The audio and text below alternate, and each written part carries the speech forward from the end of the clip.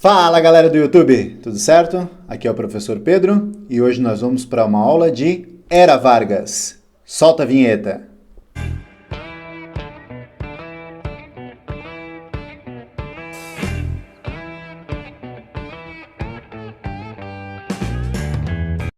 Quando falamos em história do Brasil, principalmente na área da política, nós entendemos que o primeiro período da República Brasileira não foi tão fácil assim. Arranjos políticos entre São Paulo e Minas Gerais, coronelismo, a elite brasileira mandando na política e a população menos abastada sendo deixada de lado nesse processo eleitoral.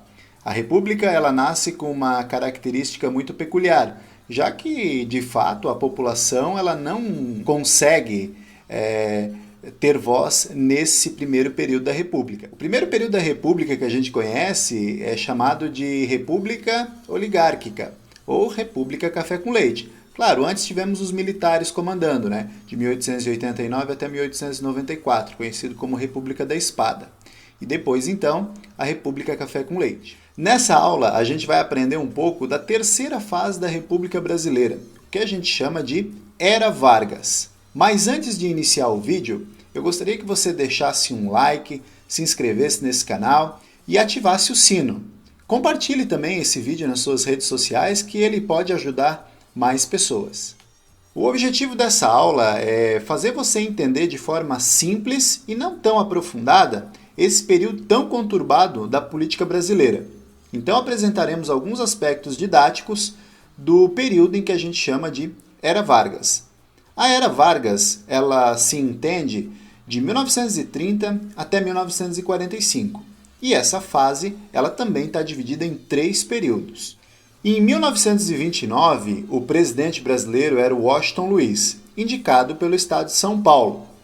Naquela troca de favores da política oligárquica, da política café com leite, o próximo presidente brasileiro deveria ser indicado por Minas Gerais. Porém, Washington Luiz, ele resolve indicar o seu próprio candidato. Os paulistas resolvem indicar o seu próprio candidato, na vez de Minas Gerais. Claro que isso não contentou os mineiros, que lançaram uma candidatura em oposição a Júlio Prestes. Nesse momento, muitos grupos já estavam fartos da política café com leite, dentre eles os próprios militares. Formada por mineiros, gaúchos e outros estados opositores à política café com leite, é lançada para a candidatura de 1929 a Aliança Liberal, com a chapa encabeçada por Getúlio Vargas como presidente e João Pessoa, aquele da Paraíba, como vice-presidente. O cenário da economia mundial nesse momento não era nada animador, porque no ano de 1929, a Bolsa de Valores de Nova York ela entra em colapso, afetando diretamente o principal produto brasileiro, que naquele momento era o café. A economia brasileira estava estagnada e muitos bancos e pessoas acabaram falindo naquele momento, dando força para que Getúlio Vargas chegasse ao poder. Mesmo com o apoio de setores estratégicos como militares e algumas pessoas de outros estados, a eleição de Prestes foi a vitoriosa. Getúlio Vargas acabou perdendo a eleição por uma diferença até bem grande naquele momento. São Paulo conseguia colocar, mais uma vez, o seu representante para o ano de 1930. Júlio Prestes, então, seria o novo presidente brasileiro a partir de 1930. João Pessoa, o candidato a vice-presidente na Aliança Liberal, junto com Getúlio Vargas, é assassinado lá no seu estado, lá na Paraíba. E esse assassinato nada tem a ver com a eleição ou com esses movimentos que vinham ocorrendo até então. Mas esse fato ele vai ser determinante para que Getúlio Vargas comece uma revolução a partir de 1930. A revolta ou a Revolução de 30 contou com o apoio dos militares e, em frente ao Palácio do Catete, muito bem amparado, Getúlio Vargas aplica um golpe em cima do atual presidente Washington Luiz, fazendo com que o mesmo renuncie ao cargo de presidente. Os setores populares e os próprios militares, como já foi mencionado, apoiaram Getúlio Vargas como o líder desse movimento. E após eles deporem o presidente Washington Luiz, o próprio Getúlio Vargas acaba sendo presenteado com a presidência da República, colocando um ponto final no que a gente vai chamar de República Oligárquica e inaugurando uma nova era na política brasileira. Após a Revolução de 30, vai ser inaugurado a primeira fase do que a gente chama de Era Vargas. Essa fase vai ficar conhecida como Governo Provisório, que vai de 1930 até 1934. Nesse momento, Getúlio Vargas ele começa a distribuir os cargos para as pessoas que o apoiaram dentro da Revolução de 30. Então, ele vai começar a nomear interventores estaduais, a colocar em cargos estratégicos as pessoas que o apoiaram nessa Revolução de 1930. Por sua vez, os interventores de cada estado que foi escolhido por Getúlio Vargas, e muitos deles militares, nomeavam geralmente os prefeitos das capitais. E os prefeitos das capitais, que tinham mais influência, acabavam nomeando as pessoas que também apoiaram Getúlio Vargas em cidades menores, em cidades do interior.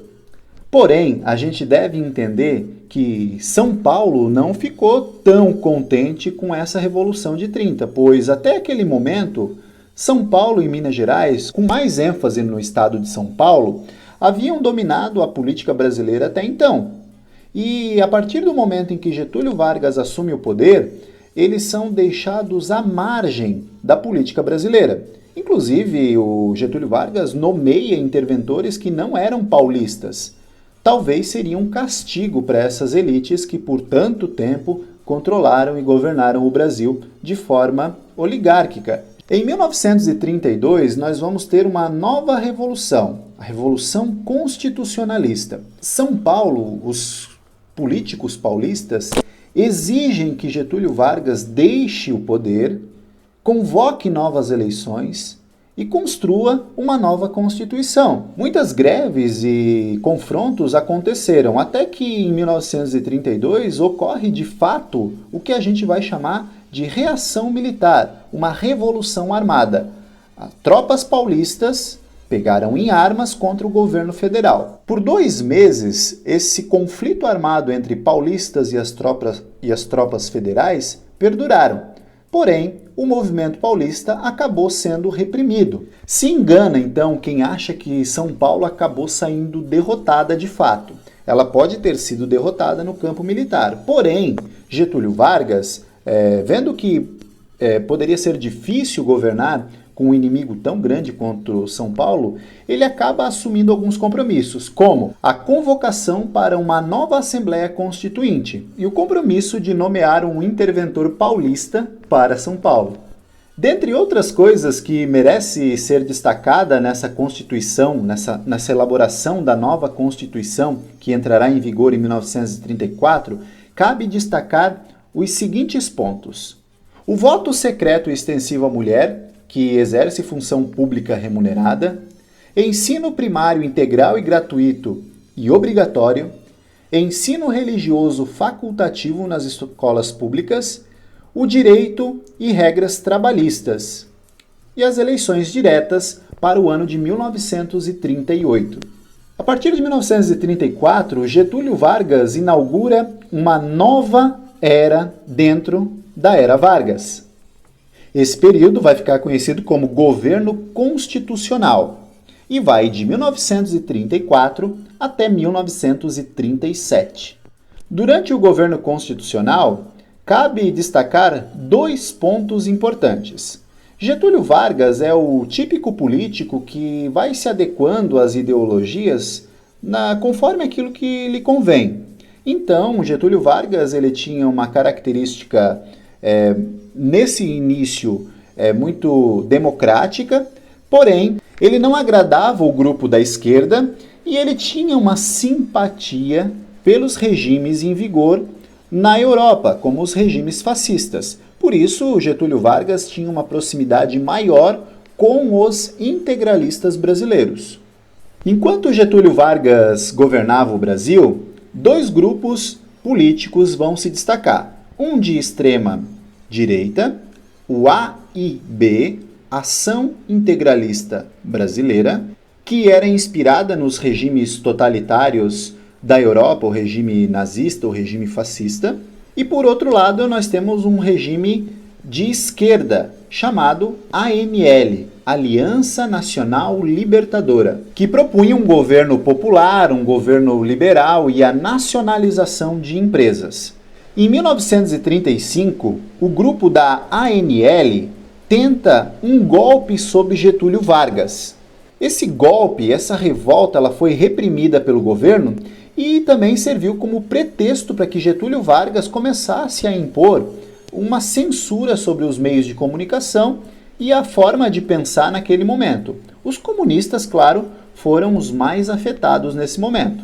Lembrando que a ANL ela tentou dar um golpe para derrubar Getúlio Vargas do poder. Já calejado com essa tentativa de golpe no ano de 1935, Getúlio Vargas está tentando maquinar, está tentando pensar como ele conseguiria ficar no poder por mais alguns anos. Segundo a Constituição, que ele mesmo promulgou em 1934, nós teríamos a eleição em 1938 e Getúlio Vargas não poderia concorrer à reeleição. Então, no ano de 1937, já com grande parcela da população com medo que os comunistas tomassem o poder no Brasil por conta da Revolução Russa e todos os medos que foram colocados no povo brasileiro, Getúlio Vargas dá um autogolpe, ou seja, ele dá um golpe no seu próprio governo. Qual era o objetivo desse golpe? Era deixar ele no poder como um ditador, ou seja, anular a Constituição de 1934 e continuar no poder de uma forma ditatorial. Esse plano foi chamado de Plano Cohen, ou seja, um falso plano de que os comunistas tentariam tomar o poder em 1937. Então, Getúlio Vargas, junto com a sua equipe, fala sobre esse Plano Cohen, dizendo que os comunistas iriam tomar o poder e espalha o pânico pelo Brasil. Porém, ele vai às rádios dizendo que ele seria o herói da nação, ele não deixaria que os comunistas tomassem o poder. E assim, então, ele consegue poderes absolutos, se tornando o primeiro ditador da República. Temos que entender que em nenhum momento no ano de 1937, algum socialista ou comunista tentou derrubar o presidente Getúlio Vargas. O Plano Cohen, ele foi um plano redigido pelo próprio grupo de Getúlio Vargas. E nessa carta, então, estava dizendo que os comunistas tinham a intenção de derrubá-lo da presidência. Porém, isso era falso. Com esse pretexto, Getúlio Vargas, junto com os militares, fecham um Congresso Nacional, derrubam a Constituição de 1934, formulam uma nova Constituição em 1937, chamada a Polaca, e colocam em prática, então, o seu período, o terceiro período da Era Vargas, que a gente vai chamar de Estado Novo.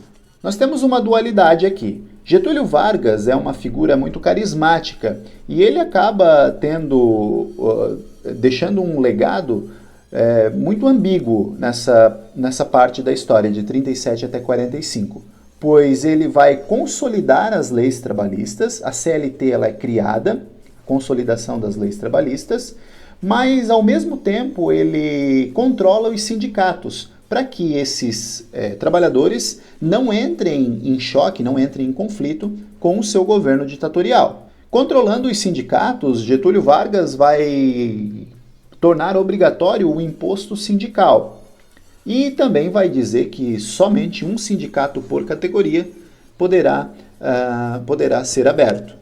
Por outro lado, nós temos ainda muito mais repressão e censura. Foram criados dois órgãos muito importantes nesse período. Um foi o DOPS, Delegacia de Ordem Política e Social, que era justamente utilizado para reprimir comunistas, judeus, simpatizantes do nazismo e do fascismo, imigrantes de países do eixo, integralistas e opositores. Percebam que eu falei aqui que essa polícia ela era especializada em capturar, em perseguir judeus e simpatizantes do nazismo. Né? Aqui então nós temos uma dualidade bem grande, né? já que os judeus e nazistas se odiavam. E aqui no Brasil nós temos uma perseguição a judeus e também a simpatizantes do nazismo. Por outro lado, nós temos também a criação do DIP, Departamento de Imprensa e Propaganda. Ela era responsável por difundir a ideologia do regime, né, por meio da propaganda e do controle das produções artísticas, de rádio, enfim, todas as manifestações cívicas e festas patrióticas da censura. Então, Getúlio Vargas ele criou um sentimento nacionalista. Getúlio Vargas, na Segunda Guerra Mundial, ele é contrário, né? Ele vai ingressar do lado dos aliados, do lado dos Estados Unidos, contra as ditaduras fascista e nazista, porém, ele tem essa característica aqui no Brasil, uma característica de culto à personalidade, né, características fascistas e nazistas também. Como falado anteriormente, o fim do Estado Novo e, consequentemente, o fim da Era Vargas, ele está intimamente relacionado com a Segunda Guerra Mundial. Como também já foi mencionado, Getúlio Vargas tinha uma simpatia muito grande pela Alemanha nazista e pelos ideais nazistas naquele momento.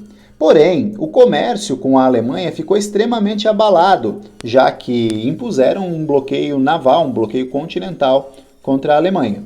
Assim, o Brasil passa a comercializar muito mais com os países aliados, inclusive Inglaterra, Estados Unidos e alguns países que davam apoio e suporte aos americanos e ingleses. Nesse momento, Getúlio Vargas ele vai buscar financiamentos para diversas obras aqui no Brasil, incluindo uma siderúrgica. Os empréstimos, então, eles são obtidos graças a uma aliança com os Estados Unidos. Os Estados Unidos se comprometeu a ajudar o Brasil na construção da siderúrgica. Aliado a isso, nós temos o ataque dos alemães em navios mercantes, em navios brasileiros aqui na nossa costa. Isso fez com que o Brasil, em 1942, declarasse guerra à Alemanha nazista e a todo o eixo. E o Brasil, então, ele foi responsável por enviar cerca de 25 mil soldados até a Itália.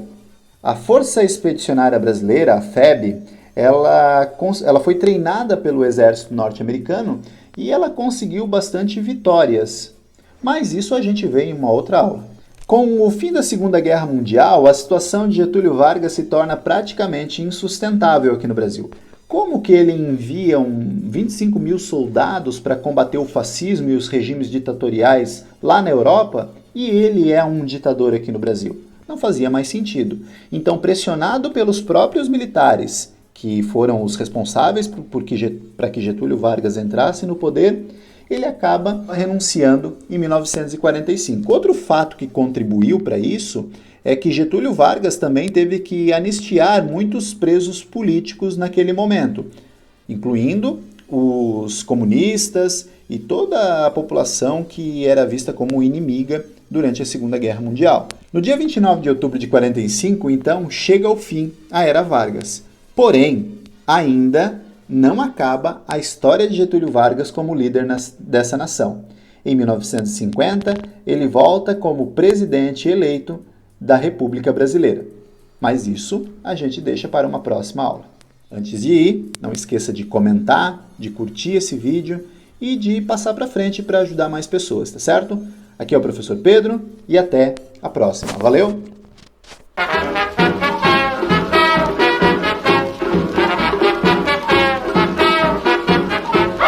Bota o retrato do velho outra vez, bota no mesmo lugar. Bota o retrato do velho outra vez, bota no mesmo lugar. O sorriso do velhinho faz a gente trabalhar. O sorriso do velhinho faz a gente trabalhar.